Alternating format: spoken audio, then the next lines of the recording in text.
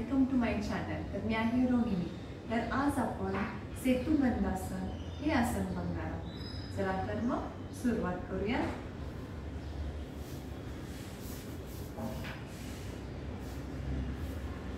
सुरुवातीला याप्रमाणे बसायचं आहे।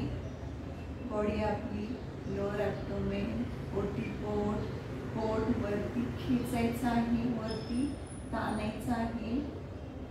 डायफ्रागम वरती खेचा, छातीचा भाग वरती खेचा, कॉलर बोन वरती खेचा, खांदे रोल करून पाठीमागे सावकाश। Lift your buttocks and slowly lie down. एकदम रिलॅक्स।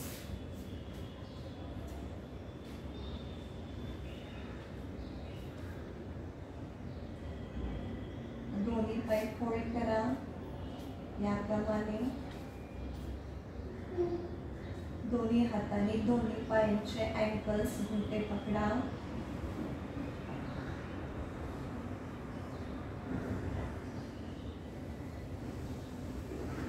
सावकाश श्वास घ्या,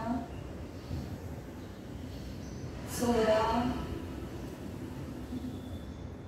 पुन्हा एकदा श्वास घ्या, सोडा।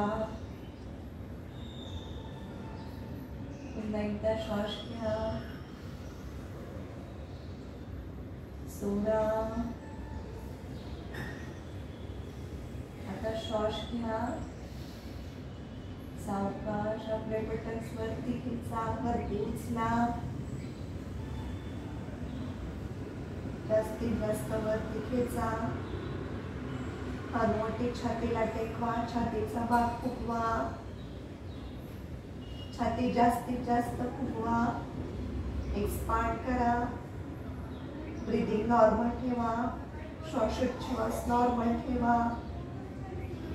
10 काउंट थोड्या वेळ होल्ड करू शकता तुम्ही। 10 काउंट पासून सुरुवात करू शकता।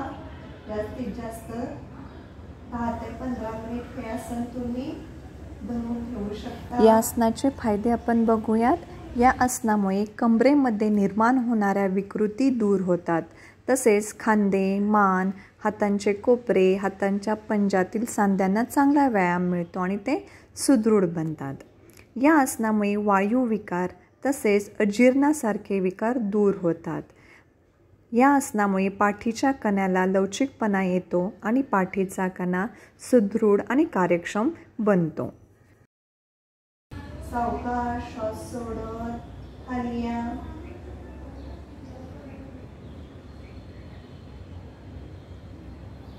दोन्ही पाय सरळ, रिलॅक्स।